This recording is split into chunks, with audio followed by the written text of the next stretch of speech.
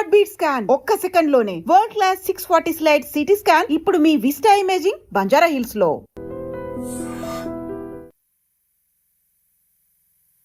Hi, welcome to iDream media. నేను మీ Roddam Srinivas. America H1B visa నిబంధనలో ఈ ఏప్రిల్ నుంచి కొత్త మార్పులు తెచ్చింది. ఎప్పుడో దశాబ్దాల నుంచి వస్తున్నటువంటి ఒక లాటరీ సిస్టమ్ని తీసేసి వేజ్ లెవెల్ అంటే వేతన స్థాయిని బట్టి ఈ H1B వీసాలు ఇవ్వడానికి అది ఈ కొత్త నిర్ణయం ప్రకటించింది. అది ఈ ఏప్రిల్ నుంచి అమల్లో ఉంది. అంటే ఇప్పుడు కొత్తగా మినిమం అర్హత ఉండాలంటే దానికి 83 లక్షలు, ప్రస్తుతం మన కరెన్సీలో చెప్పాలంటే ఇండియన్ కరెన్సీలో 83 లక్షలు ఆ ఫీజు ఉంది. ఇది చిన్న మధ్యతరగతి ఉద్యోగాలు చేసే వాళ్లకు ఈ విధానం లాభమా నష్టమా? ఇంత భారీ స్థాయిలో వేతనం భరించే కంపెనీలు అమెరికాలో ఎన్ని ఉన్నాయి? ఉంటే అట్లాంటి ఉద్యోగాలు ఎంతమందికి ఇండియా నుంచి ఆఫర్లు వస్తాయి? మాట్లాడదాం. అమెరికా కొత్త వీసా నిబంధనల గురించి మనతో మాట్లాడడానికి గ్లోబల్ ఎకానమిస్ట్, అదేవిధంగా ప్రొఫెసర్ డాక్టర్ రవీందర్ రేనా గారు ఉన్నారు. జియో పొలిటికల్ అనలిస్ట్ కూడా ఆయన. నమస్తే రవీందర్ రేనా గారు. నమస్తే అండి శ్రీనివాస్ గారు. ఈ అమెరికా ఈ నెలలో అంటే ఏప్రిల్ నెల నుంచి H1B వీసాలలో మార్పులు తెచ్చింది. ఆ మార్పులు ఏంటి? గతంలో లాటరీ సిస్టమ్ ఉండేది, ఇప్పుడు దాన్ని తీసేసి వేజ్ లెవెల్ అంటే వేతనం యొక్క స్థాయిని బట్టి ఇచ్చే విధానం అనేది తెచ్చిందని చెప్తున్నారు. ఏంటి రెండిటికి మంచి చెడ్డ ఏంటి? H1B వీసాలో చాలా మార్పులు వచ్చాయండి. ట్రంప్ గారు రెండవసారి అడ్మినిస్ట్రేషన్లోకి వచ్చినప్పటి నుండి 20th of January 2025 నుండి ఆయన చాలా చేంజెస్ తీసుకుంటూ వచ్చారు. ఇంతకుముందు H1B వీసాకు ప్రాసెసింగ్ ఫీజు $15,000 మాత్రమే ఉంటుండేది. 15,000ని లాస్ట్ ఇయర్ $1 lakh చేశారు. $1,00,000 పెంచారు. $1,00,000 అంటే ఈ రోజు ఉన్నటువంటి, అంటే మీరు ఇప్పుడు చెప్పిన 83 లక్షలు అనేది అది సంవత్సరం కిందటి లెక్క. అది ఇప్పుడున్న కరెంట్ రేట్లో, ఎక్స్చేంజ్ రేట్లో చూసుకున్నట్టయితే శ్రీనివాస్ గారు దాదాపు 95 వరకు పోయింది. అది అసలు $1 రేట్ అనేది 95 వరకు పోయింది. ఇప్పుడు 92-93 మధ్యలో వస్తుంది. అంటే 93 లక్షల రూపాయలు కట్టాలన్నమాట H1B వీసా ప్రాసెసింగ్ ఫీజు మాత్రమే. అంటే ఇప్పుడు 93 లక్షలు అనేది ఎలా ఉంటుందంటే శ్రీనివాస్ గారు, మనకు ఎంతమంది రిక్రూట్ అవుతున్నారు దీంట్లో, ఎంతమంది మన ఇండియా నుండి పోతున్నారు, ఎంతమంది ప్రపంచం నుండి వస్తున్నారు, వాళ్ళు ఏ కంపెనీలు 93 వాళ్ళకి ఇచ్చే జీతం కూడా.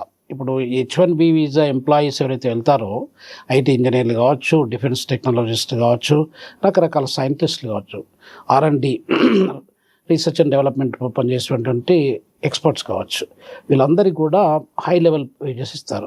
హై లెవెల్ వేజెస్ ఎంతవరకు ఇస్తారు? $1,00,000 ఇస్తారా వాళ్ళకి? మరి మనం చూసినట్టే $1,00,000 నుండి $10 లక్షల ఇచ్చే వాళ్ళు కూడా ఉన్నారు, కానీ చాలా తక్కువ మంది ఉన్నారు.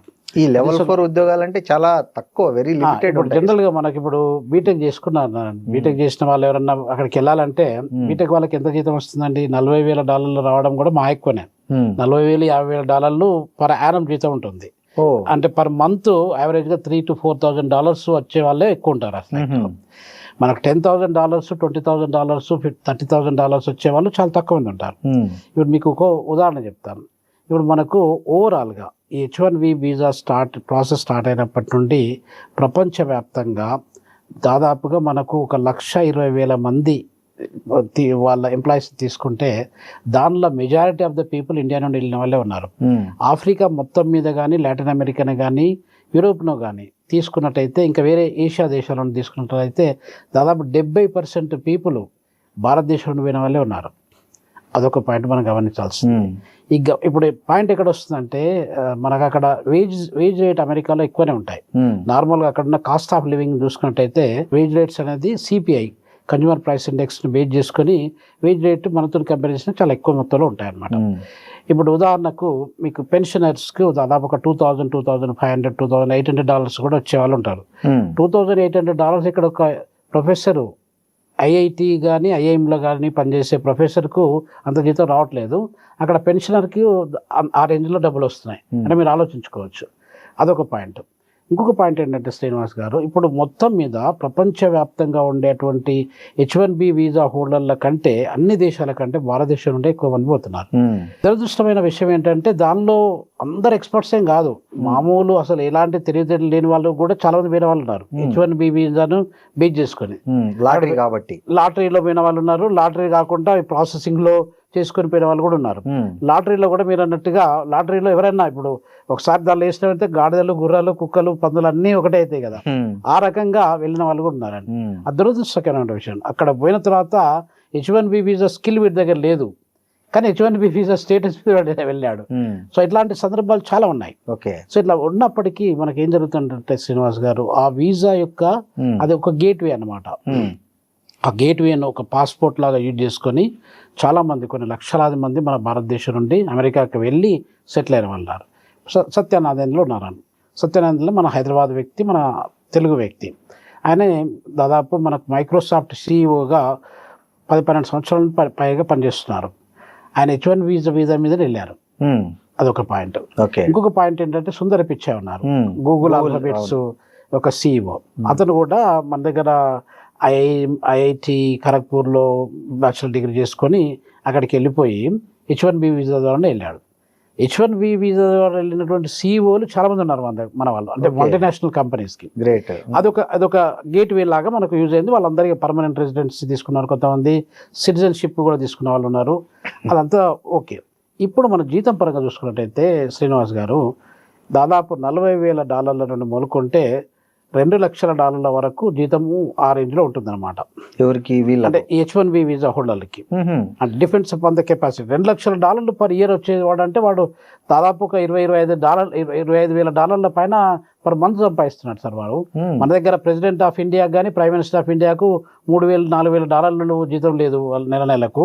అక్కడ ఒక H1B visa BTech holder, bachelor degree holder $20,000-25,000 సంపాదించే వాళ్ళు ఉన్నారు మన దగ్గర.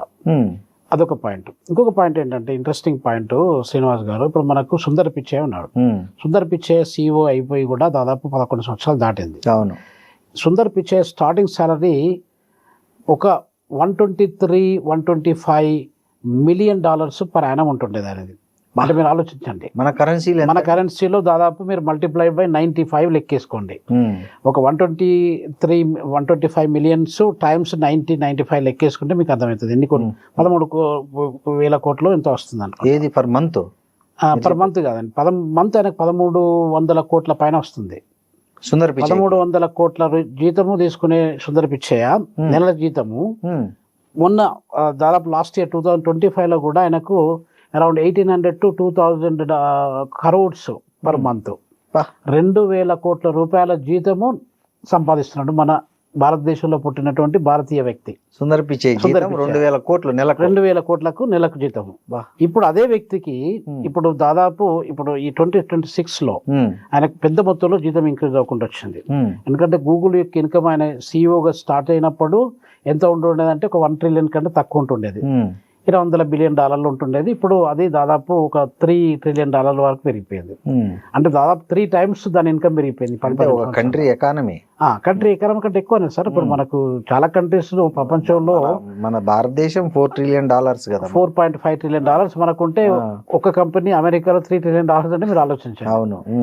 అలాంటి దానికి ఇప్పుడు ఆయన జీతం, ఇప్పుడు కొత్త జీతము 2026 లో జీతం తీసుకున్నట్టయితే around $650 million, nearly 650 to 700 million అంటే 125 మిలియన్స్ ఎక్కడ, 650-700 మిలియన్స్ ఎక్కడ ఆలోచించారు. 2,000 కోట్లకు పైకి వెళ్ళిపోతుంది.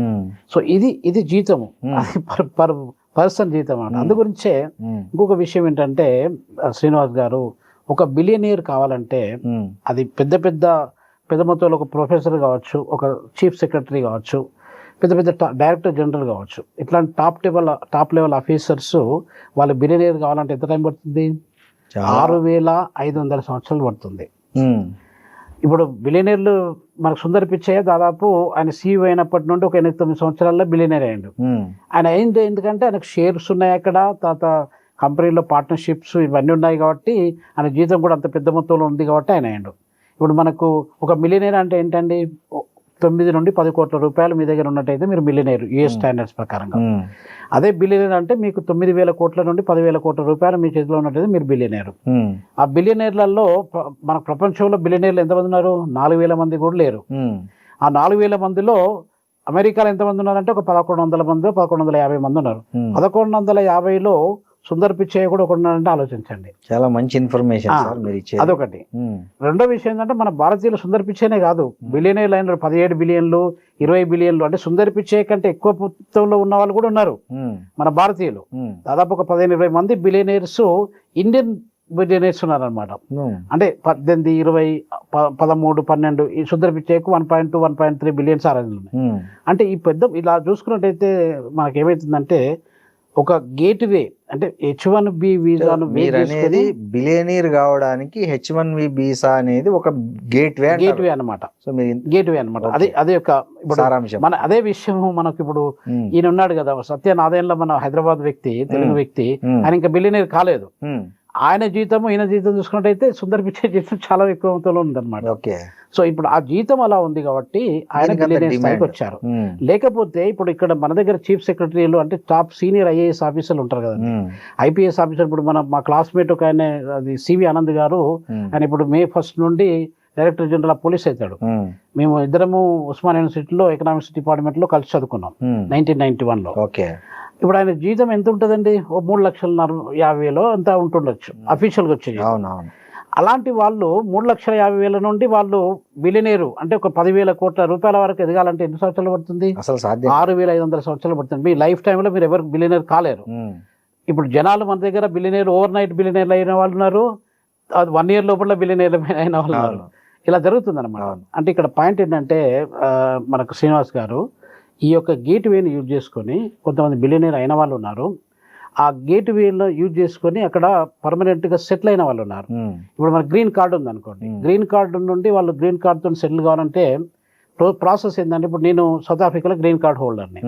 దాని ప్రాసెస్ ఎలా ఉంటుంది? ఏ కంట్రీ అయినా కూడా ప్రాసెస్ సిమిలర్ ప్రాసెస్ ఉంటుంది. ఇప్పుడు నేను ఎక్స్ట్రాడినరీ స్కిల్స్ పర్మిట్ మీద అక్కడికి వెళ్ళాను సౌత్ ఆఫ్రికాకు. దాన్ని బేస్ చేసుకుని విదిన్ 1-2 months లోపల నేను అప్లై చేసుకున్నాను, గ్రీన్ కార్డ్ నాకు వచ్చేసింది. అలానే H1B వీసా హోల్డర్లు అందరూ కూడా వాళ్ళందరూ టాప్ స్కిల్డ్ పీపుల్ అనమాట. అది ఎక్స్ట్రాడినరీ స్కిల్స్ అని చెప్పి అంటారు. సో వాళ్ళ గ్రీన్ కార్డు ఈజీగా వచ్చేస్తుంది. ఓకే. ఆ గ్రీన్ కార్డు వచ్చిన తర్వాత మీరు పర్మనెంట్ రెసిడెన్సీ అంటారు దాన్ని. మీరు జీవిత కాలం అక్కడ ఉండాలనుకుంటే ఉండొచ్చు. అయితే ఇప్పుడు దాన్ని బేస్ చేసుకుని అది ఉన్న తర్వాత సిటిజన్షిప్ అప్లై చేసుకుంటారు. ఒక 5 years టైం ఉంటుందండి. 5 years తర్వాత సిటిజన్షిప్ అప్లై చేసుకోవచ్చు. మీరు ఇండియన్ సిటిజన్షిప్ వదిలేసి, ఎందుకంటే ఇండియాలో ద్వంద్వ పౌరసత్వం అనేది లేదు కాబట్టి దీన్ని క్యాన్సిల్ చేసుకొని ఇక్కడ మనం పర్మనెంట్ రెసిడెంట్ తీసుకొని OCI అంటారు దాన్ని, ఓవర్సీస్ సిటిజన్ ఆఫ్ ఇండియా అని చెప్పి అంటారు. దాన్ని తీసుకొని అక్కడ సిటిజన్ అయిపోతారు అన్నమాట. చాలా మంది మనకు ఇక్కడ భారతదేశం నుండి అమెరికాకి వెళ్ళిన దాంట్లో మెజారిటీ పీపుల్ గ్రీన్ కార్డ్ వచ్చిన వాళ్ళందరూ కూడా వాళ్ళు అమెరికన్ సిటిజన్షిప్ తీసుకున్నారు. అది అడ్వాంటేజ్. ఎందుకంటే వాళ్ళు ఏమనుకుంటున్నారు అంటే భారతదేశ పౌరసత్వం కంటే అమెరికా పౌరసత్వం ఉంటే మనకు బాగుంటుంది అని. అలా తీసుకున్న వాళ్ళ సంఖ్య ఎక్కువైపోతుంది. ఇప్పుడు దాదాపు 20 లక్షల మంది జనాలలో శ్రీనివాస్ గారు మనకు ఓవరాల్ గా చూసుకుంటే 20 లక్షల మంది జనాలలో ఇప్పుడు ప్రతి యావరేజ్ గా ఒక 2 లక్షల మంది పర్ ఇయర్ ఇండియన్ సిటిజన్షిప్ కోల్పోతున్నారు. అంటే మీరు ఆలోచించండి ఏ లెవెల్లో మనం మూవ్ అవుతున్నాం. కరెక్ట్. సో ఇది ఒక పాయింట్. రెండో పాయింట్ ఏంటంటే, ఇప్పుడు ఇంతకుముందు ఎలా ఉండాలంటే, ఇప్పుడు మీరు గ్రీన్ కార్డ్ వచ్చింది, గ్రీన్ కార్డ్ వచ్చినాక 5 years లోపల మీరు సిటిజన్షిప్ అప్లై చేసుకోవడం మీకు అర్హత ఉంటుంది, ఎలిజిబిలిటీ ఉంటుంది. ఇప్పుడు ట్రంప్ గారు కొత్త రూల్లో 2026లో ఏం పెట్టారంటే, మీరు H1B వీసా మీద వచ్చారు కదా, H1B వీసా మీదనే పని చేసుకోండి. 3 years పని చేస్తారా, 5 years పని చేస్తారా, 8 years పని చేస్తారా, పని చేసుకుని వెళ్ళిపోండి. H1B వీసా వచ్చిన మాత్రాన మీకు గ్రీన్ కార్డుకి అప్లై చేసే ఎలిజిబిలిటీ మీకు లేదు. ఎలిజిబిలిటీ తీసేశారు. ఓకే. అది ఒక ఇంపార్టెంట్ పాయింట్. ఇప్పుడు మనకు ఇంకొక విషయం ఏంటంటే శ్రీనివాస్ గారు, ఇప్పుడు భారతదేశం నుండి మీరు కానీ నేను కానీ మనం అమెరికాకి వెళ్ళి సెటిల్ కావాలని చెప్పి అనుకుంటే మన గ్రీన్ కార్డ్ రావడానికి ఎంత కాలం పడుతుంది తెలుసా? మీరు క్వాలిఫైడ్ పీపుల్, మేము మాస్టర్ డిగ్రీ ఉంది, నేను PhD డిగ్రీ ఉంది, మన ఇద్దరం పోయినట్టయితే మన ఇద్దరికి గ్రీన్ కార్డ్ రావడానికి 130-135 సంవత్సరాలు పడుతుంది.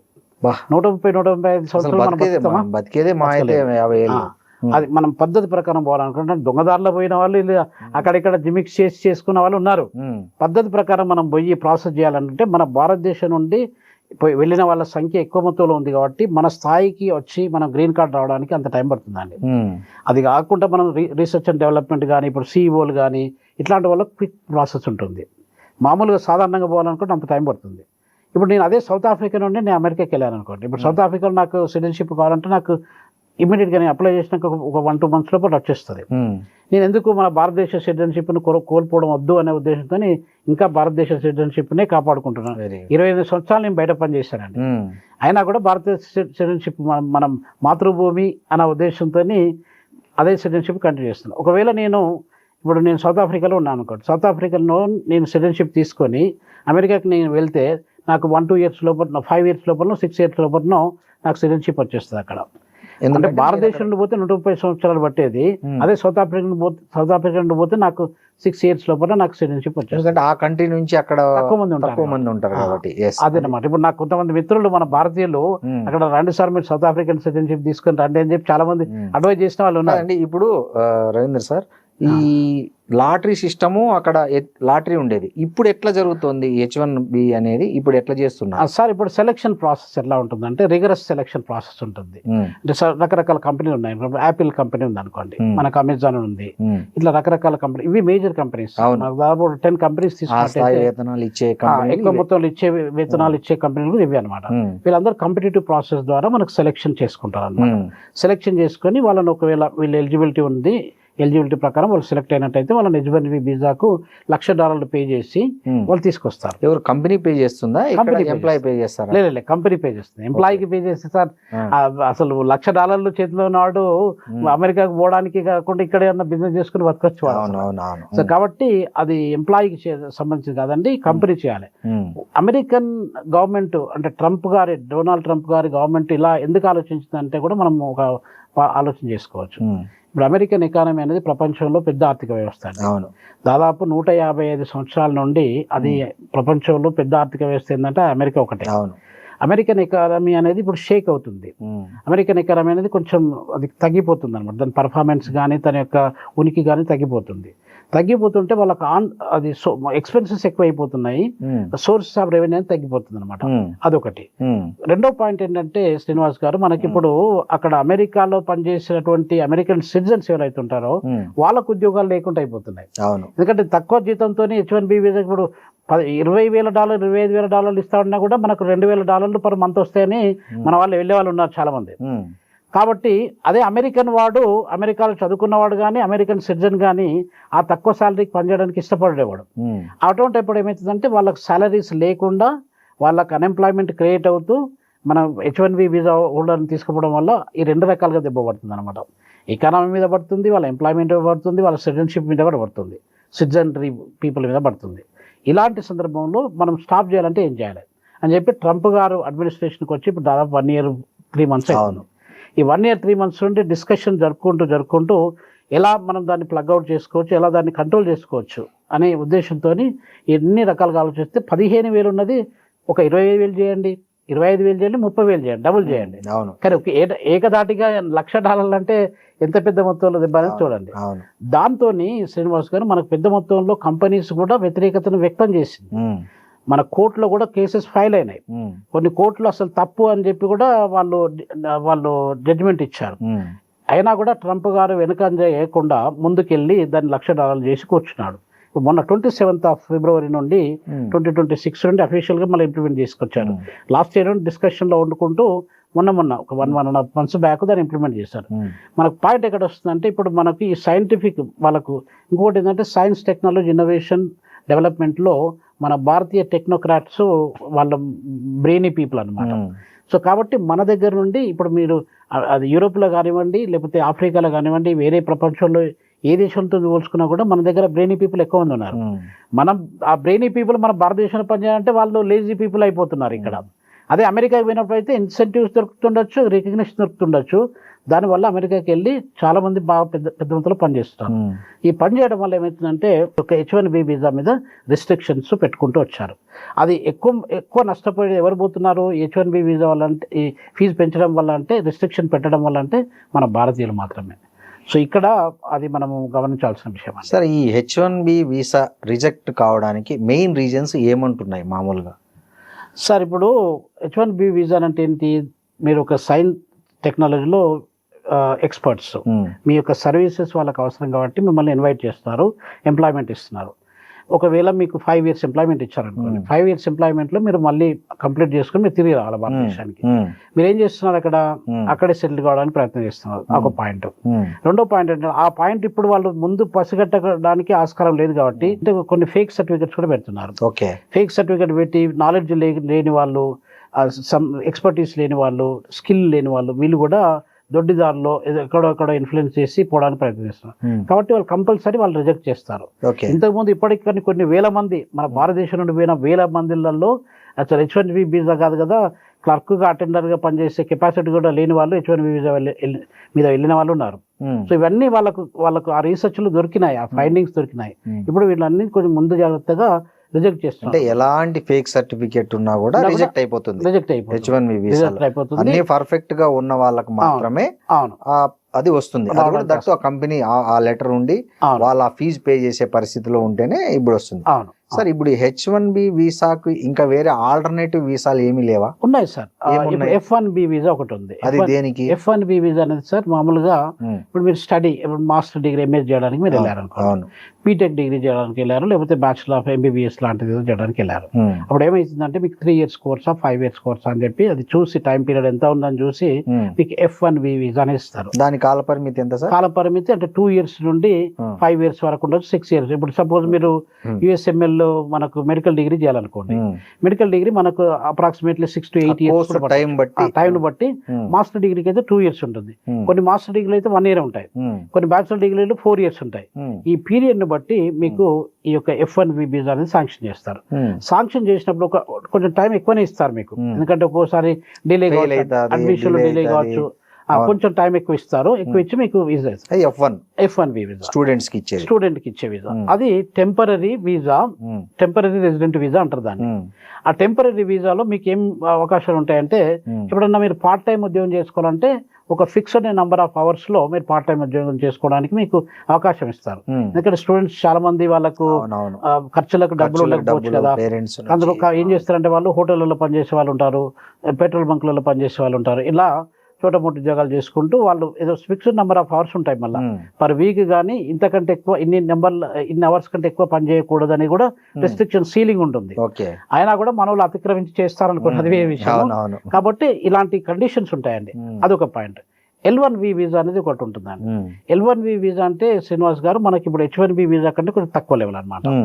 అది ఇప్పుడు సపోజ్ ఇప్పుడు మనకి H1B వీసాలో టాప్ రేటెడ్ ఎక్స్పర్ట్స్ వాళ్ళు, ఇప్పుడు మనకు నాసా ఉంది అనుకోండి, నేషనల్ ఏరోనాటికల్ స్పేస్ ఏజెన్సీ, దానిలో ఉండే సైన్స్ టెక్నాలజీ, మన దగ్గర చదువుకున్న IITలో IIMలో పనిచేసిన చదువుకున్న వాళ్ళందరూ కూడా దానిలోకి వెళ్ళిపోతా ఉంటారు. అట్లాంటి వాళ్ళకి H1B వీసా. అదే ఇప్పుడు సపోజ్ BCom చేసిన వాడు ఉన్నాడు అనుకోండి, లేకపోతే BA చేసిన వాడు, మామూలు డిగ్రీ BSc చేసిన వాడు, ITL చేసిన వాడు, ఇట్లాంటి వాళ్ళకు L1B వీసా అనేది ఒక ఎంట్రీ పాయింట్ అనమాట. దాంట్లో అది కూడా నాన్ రెసిడెంట్ ఇమిగ్రెంట్ వీసా అని అంటారు దాన్ని. అంటే మీరు ఉన్నంత కాలం, ఇప్పుడు ఒకవేళ 2 years మీకు ఉద్యోగం ఇచ్చారనుకోండి సార్, 2 years లోపట్ల ఆ 2 years కంప్లీట్ చేసుకుని మళ్ళీ మీరు మన దేశానికి మనకు తిరిగి రావాలి. ఒకసారి భారతదేశం నుండి అమెరికాకి వెళ్ళిన వాడు 98% పీపుల్ మళ్ళీ తిరిగి రారు వాళ్ళు. ఒకవేళ అది వీసా ఒక ఉద్యోగం అయిపోతే ఇంకొక 2-3 ఉద్యోగాలు వెతుకొని అక్కడే ఉండడానికి ప్రయత్నం చేస్తారు. ఇలా చేసినప్పుడు ఏమవుతుందంటే అమెరికా ఎకానమీ మీద కానీ, అమెరికా సిటిజన్స్ మీద కానీ పెద్ద మొత్తంలో దెబ్బపడుతుంది. ఇప్పుడు వాళ్ళు మొత్తం కంప్లైంట్స్, మీరు కొన్ని ఆర్టికల్స్ చదివినట్టయితే మీకు అర్థమవుతుంది. వాళ్ళు ప్రతి ఒక్కటి కంప్లైంట్ చేసేది ఏంటంటే, మీరు రావడం వల్ల మాకు జీతాలు తగ్గిపోతున్నాయి, మా స్టాండ్ ఆఫ్ లివింగ్ తగ్గిపోతుంది, మీరు రాకండి అని చెప్పి వాళ్ళు ప్రెషర్ చేయడం వల్లనే అమెరికా ఇప్పుడు మేక్ అమెరికా గ్రేట్ అగైన్ అని చెప్పి మాగా అనే ప్రిన్సిపల్ తోని మనోడు ఆ నినాదంతో వచ్చాడు. ఇప్పుడు దాన్ని ఏం చేస్తున్నాడు అంటే, ప్రాక్టికల్ గా సిటిజన్స్ కి ఎక్కువ అమెరికా ఫస్ట్ అనే ఉద్దేశంతో అమెరికన్స్ కి ఉద్యోగం ఇచ్చిన తర్వాతనే మిగతా దేశాలకు ఉద్యోగం ఇస్తాము అనే ఉద్దేశంతో ఇవన్నీ చేసుకుంటూ వస్తున్నాడు, టైటన్ చేసుకుంటూ వస్తున్నాడు. అది మనకు టారిఫ్ పాలసీ కావచ్చు, ఈ H1B వీసా పాలసీ కావచ్చు, ఇమిగ్రేషన్ పాలసీ కావచ్చు. F1 గురించి చెప్పారు, L1 గురించి చెప్పారు, ఇంకేమున్నాయి? ఇంకున్నాయి సార్. ఇంకా ఇప్పుడు సౌత్ మనకు B1 B2 వీసాలు కూడా ఉన్నాయి. టూరిజం మీద టూరిజం. ఇప్పుడు నేను ఒక 6 నెలల పాటు మనకు ఒక 10 సంవత్సరాల వీసా ఇచ్చిన అనుకోండి, నేను కూడా దాదాపు 2014-15లో I was there in America. అప్పుడు ఏముంటుందంటే నాకు 10 years వీసా ఇచ్చారు. ఇప్పుడు మీరు వెళ్ళినా కూడా 10 years వీసా ఇస్తారు. మీరు పోయిన ప్రతిసారికి 6 months అక్కడ ఉండి రావచ్చు. అది B1 B2 వీసాలు. ఇప్పుడు A1 ఇవన్నీ కూడా కొంచెం డిఫరెంట్ చేంజెస్ ఉంటాయి కానీ బట్ ఓవరాల్ చూసినట్టయితే అన్ని కూడా టెంపరీ వీసాస్ అనమాట. ఈ టెంపరీ వీసాకు ఒక షార్ట్ పీరియడ్, ఇప్పుడు మీకు ఏమైనా హెల్త్ కండిషన్ బాగాలేదనుకోండి, హెల్త్ కండిషన్లో మీరు వెళ్ళి అక్కడ చెకప్ చేసుకొని దానికి చేసి కాన్ఫరెన్స్ పరంగా పోయినారు, ఇట్లా రకరకాల వీసాస్ ఉంటాయి. ప్రతి దేశంలో ఉంటాయి, మన దేశంలో కూడా ఉంటాయి అవి అట్లా అనమాట. అంటే ఇప్పుడు ముఖ్యంగా చెప్పాల్సింది ఏంటంటే మనకు ఇప్పుడు ఈవెన్ మన తాసా తెలుగు అసోసియేషన్ ఆఫ్ అదేదో ఉంటుంది కదా వాళ్ళ తానా మన తెలుగు అసోసియేషన్ సంబంధించింది, తెలుగు అసోసియేషన్ మీటింగ్ అటెండ్ చేస్తామని చెప్పి అక్కడికి వెళ్ళి మళ్ళా భారతదేశానికి రాకుండా ఉన్న వాళ్ళు చాలా మంది, కొన్ని వేల మంది ఉన్నారు అక్కడ. అంటే ఆలోచించండి ఎలా ఉంటుందో పరిస్థితి. వీళ్ళందరినీ మనం నిలగొట్టారు కదండి. అంటే ఇప్పుడు ఫిల్టరింగ్ చేస్తున్నారు. ఇప్పుడు నిన్న ఏమో ఒక ఆమె మీను బాత్రా అని చెప్పి ఒక లేడీ, ఆమె దాదాపు 35 సంవత్సరాల నుండి అమెరికాలో ఉంటుంది. షీజ్ గ్రీన్ కార్డ్ హోల్డర్ లేకపోతే సిటిజన్ ఉండొచ్చు. ఆమెను కూడా ఏదో ఒక ఎయిర్పోర్ట్ నుండి ఇంకో ఎయిర్పోర్ట్ పోతుంటే సస్పిషియస్ ఐస్తోని ఇమిగ్రేషన్ అథారిటీస్ ఆమెను క్యాచ్ చేసి అరెస్ట్ చేసి దాదాపు 24 hours తిండి తికాన లేకుండా అరెస్ట్ చేశారంటే సస్పిషియస్ ఐస్ అనేది ఇమిగ్రెంట్స్ అక్కడ ఉన్నటువంటి ఇమిగ్రేషన్ ఆఫీసర్స్ మన భారతీయులను కానీ వేరే దేశస్తులను కానీ ఎవరైనా చూసినట్టయితే వాళ్ళు చూసి ఇంట్రాగేట్ చేస్తున్నారు ఈ మధ్య కాలంలో. ఎందుకంటే ఏమవుతుందంటే శ్రీనివాస్ గారు, ఇప్పుడు అమెరికాలో పరిస్థితి బాగాలేదు, అన్ఎంప్లాయ్మెంట్ విపరీతంగా పెరుగుకుంటొచ్చు, అది తర్వాత ఇన్ఫ్లేషన్ కూడా పెరుగుకుంటుంది, డెట్ అసలు వాళ్ళ ఆదాయం కంటే వాళ్ళ అప్పు ఎక్కువ అయిపోయింది. $37 trillion అప్పు ఉంటే $31 trillion ఇన్కమ్ ఉంది, అంటే $6 trillion అప్పు ఎక్కువ ఉందన్నమాట. సో ఇట్లాంటి పరిస్థితులను సెటిల్ చేయాలంటే ఒకరోజు ఒక చిన్న విషయాలలో కాదు కదండి. ప్రతి ఒక్క దాంట్లో వాళ్ళు స్ట్రిక్ట్గా ఉండి ప్రతి ఒక్క దాంట్లో స్ట్రిక్ట్గా మెయింటైన్ చేస్తేనే అది అవుతుంది. ఇంకొక పాయింట్ ఏంటంటే మనకి ఇప్పుడు మన భారతదేశంలో ప్రెగ్నెన్సీ అయినటువంటి లేడీస్ తర్వాత వాళ్ళ ఎంప్లాయీస్ ఉంటారు కదా అక్కడ పనిచేసే వాళ్ళు, ఆ లేడీస్ని అక్కడ తీసుకుపోయి అక్కడ తెప్పించుకొని డెలివరీ, ఇప్పుడు రేపు డెలివరీ అయితే అంటే ఈ రోజు తీసుకొచ్చి డెలివరీ చేసిన వాళ్ళు చాలా మంది ఉన్నారు. గ్రీన్ కార్డ్ వస్తుంది ఇప్పుడు అక్కడ అమెరికన్ బై బర్త్ అమెరికన్ కాబట్టి వాళ్ళ గ్రీన్ కార్డ్ వస్తే తల్లిదండ్రులకు కూడా గ్రీన్ కార్డ్ వస్తుంది అనేది ఒక ఇదనమాట. ఇట్లా చాలా ఈ లూప్ చేశారు. అందువల్ల మనకి ఈ ప్రాబ్లమ్స్ వస్తున్నాయి అనమాట. ఇప్పుడు ఇలా జెన్యున్ ఎవరైనా వేళ్ళు అక్కడ మీరు పనిచేస్తున్నారు, మీ మిసెస్ ప్రెగ్నెంట్ అయింది, అది జెన్యున్ కేసు, అక్కడ ఒక 2 years 3 years ఉన్నారు మీరు, దట్స్ ఫైన్. కానీ కావాలని ఇక్కడ నుండి తీసుకుపోయి అక్కడ చేయడం అంటే ఎంత ఇదైతే ఆలోచించండి. ఇట్లాంటి పనులు చేస్తారు. ఇప్పుడు సౌత్ ఆఫ్రికాలో కూడా ఒక రూల్ ఉంటుంది. సపోజ్ నేనున్నాను అక్కడ, నేను అక్కడ పర్మనెంట్ రెసిడెంట్ను, నేను ఒకవేళ మనకు అక్కడ మా బాబో పాపో అక్కడ పుట్టాడు అనుకోండి, వాడు ఆటోమేటిక్గా సిటిజన్ అయిపోతాడు, ఎందుకంటే నాకు పర్మనెంట్ రెసిడెంట్ ఉంది కాబట్టి. పర్మనెంట్ రెసిడెంట్ లేకుండా నేను అక్కడ ఒకవేళ పాపనో బాబునో కన్నాను అనుకోండి, అక్కడ వాళ్ళు సిటిజన్షిప్ ఇయ్యరు, మామూలు వ్యక్తిలాగానే ట్రీట్ చేస్తారు. అట్లా రూల్ ఉంటుంది. అదే రూల్ ను ఇప్పుడు అమెరికాలో కూడా పెట్టడానికి ప్రయత్నం చేస్తున్నాం అనమాట. ఇప్పుడు చాలా అంటే కొన్ని ఓపెన్ రూల్స్, చాలా ఫ్లెక్సిబుల్ రూల్స్ ఉంటాయండి. ఫ్లెక్సిబుల్ రూల్స్ ను మనం ఎక్కువ అబ్యూజ్ చేస్తాం.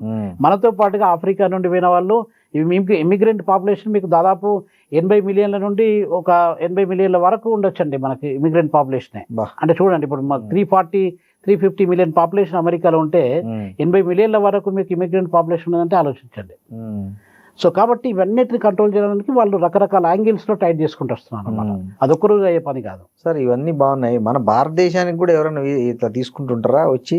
సార్ ఇక్కడ మన దగ్గర విదేశీయులు మన భారతదేశంలో పనిచేసే వాళ్ళు చాలా మంది ఉన్నారండి. వాళ్ళకి ఎలాంటి వీసాలు ఇస్తున్నాం మనం? వాళ్ళకి అంటే ఎంప్లాయ్మెంట్ జనరల్గా ఎట్లా ఉంటుందంటే సార్, ఎక్సెప్షనల్ స్కిల్స్ పర్మిట్ అనేది ఏ కంట్రీలోనే ఉంటుంది. అంటే మన దగ్గర ఉన్నటువంటి స్కిల్ సెట్ సరిపడకపోతే, ఇప్పుడు జర్మన్ వాళ్ళు ఉన్నారు కొంతమంది ఇక్కడ పనిచేసే వాళ్ళు, కొంతమంది యూరోపియన్ చాలా మంది ఉన్నారు ఇక్కడ, యూకే నుండి ఉన్నారు.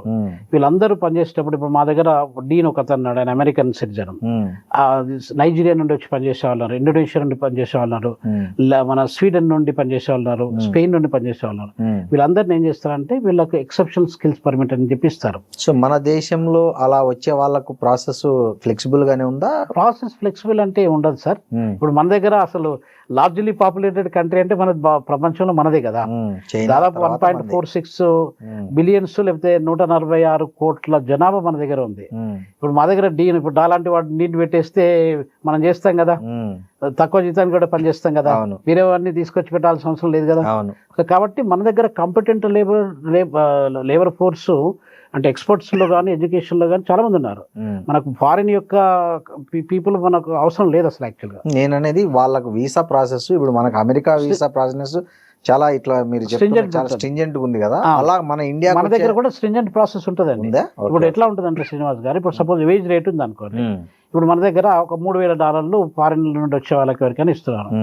అట్లా మినిమం ఒక $2,400 to $3,000 ఎబోవ్ ఉన్నట్టయితేనే వాళ్ళకు వీసా ఇస్తారు. ఎబోవ్ ఉన్న వాళ్ళు ఎంతమంది అంటే 3 లక్షల జీతం ఇచ్చి ఒక ఫారిన్ వాళ్ళని రిక్రూట్ చేసే కాలేజెస్ కానీ యూనివర్సిటీస్ కానీ ఎన్ని కంపెనీస్ కానీ ఎన్ని ఉంటాయండి మన దగ్గర? తక్కువ ఉంటాయి. అంటే ఎవరికైతే రియల్ గా డిజర్వ్డ్ పీపుల్ ఎవరైతే ఉంటారో, ఎవరికైతే కెపాసిటీ ఉంటుందో వాళ్ళు మాత్రమే రిక్రూట్ చేసుకుంటారు. వాళ్ళు రిక్రూట్ చేసుకున్నప్పుడు మన దగ్గర ఇమిగ్రేషన్ ఆఫీస్ కూడా స్ట్రిక్ట్గా ఉంటుంది. ఇమిగ్రేషన్ లాస్ కూడా ఉన్నాయి మన దగ్గర, ఇమిగ్రేషన్ పాలసీస్ కూడా ఉన్నాయి. ఆ పాలసీ ప్రకారం మినిమం ఒక అమ్మాయి, నాకు స్టూడెంట్, నాకు PDF post doctoral student Sri Lanka నుండి, ఆ శ్రీలంక నుండి అమ్మాయికి ఇక్కడ ఉద్యోగం వస్తే ఇండియాలో, ఆ ఉద్యోగం వస్తే ఆమెకు $140,000 జీతము ఆమెకు ఆఫర్ చేసిండు. ఆఫర్ చేస్తే ఆమె ఎంప్లాయ్మెంట్ వీసాకి అప్లై చేసుకుంటే ఏమైందంటే శ్రీనివాస్ గారు, మన ఇమిగ్రేషన్ ఆఫీసు రిజెక్ట్ చేసింది వీసాను. ఎందుకనంటే ఎక్స్పాట్రియేట్కు మినిమము దాదాపు $180,000, $160,000 నుండి, అప్పుడు $160,000 ఉంటుంది, ఇప్పుడు 80,000 అయింది. అది $180,000 మినిమం జీతం ఇస్తేనే వాళ్ళని రిక్రూట్ చేయాలి. అంతకంటే తక్కువ చేస్తే అసలు వాళ్ళ ఇక్కడ రానక్కర్లేదు, వాళ్ళకి మేము వీసా ఇవ్వనక్కర్లేదు అని చెప్పి రిజెక్ట్ చేసింది వీసా. అంత స్ట్రిక్ట్ ఉంటుంది అనమాట మన దేశం కూడా. మన దేశంలో కూడా. ఓకే. సో అట్లా స్ట్రిక్ట్ ఉంటేనే కదా సార్. లేకపోతే మనం అమెరికా వీసా ఎట్లుంది, ఎట్లా మన దేశం వీసాలు ఎట్లుంది, మన దేశంలో వీసా అనేది చాలా మంది తెలియదు. అదే అందుకని అడగాల్సి వచ్చింది. ఈ రూల్స్ అనేది ఎక్కడైనా ఉంటాయి సార్. ఇప్పుడు నేను పనిచేసిన దేశాలను పాపువా న్యూగినియాలో పనిచేశాను, నమీబియాలో పనిచేశాను, ఎరిట్రియా ఇథియోపియాలో పనిచేశాను, సౌత్ ఆఫ్రికాలో, ఇట్లా స్విట్జర్లాండ్లో, ఏ దేశంలోనైనా కూడా వెల్కమ్ బోర్డు పెట్టేసి మీరు అందరు రండి ఇక్కడ పనిచేయండి అని చెప్పి ఎవరు చెప్పారండి. ఎందుకంటే ఒక దేశం నుండి ఒక పౌరుడు వేరే దేశానికి వెళ్ళి పనిచేస్తున్నారంటే వాళ్ళకు దానిలో అడ్వాంటేజ్ ఉంటుంది, డిసడ్వాంటేజ్ కూడా ఉంటుంది. సో కాబట్టి అవన్నిటిని వాళ్ళు రెగ్యులేట్ చేయడానికి ఈ రూల్స్ అండ్ రెగ్యులేషన్ పెడతా ఉంటారు. Thank you doctor Ravindra Rena గారు, చాలా మంచి విషయాలు మాతో షేర్ చేశారు. Thank you very much. నమస్తే.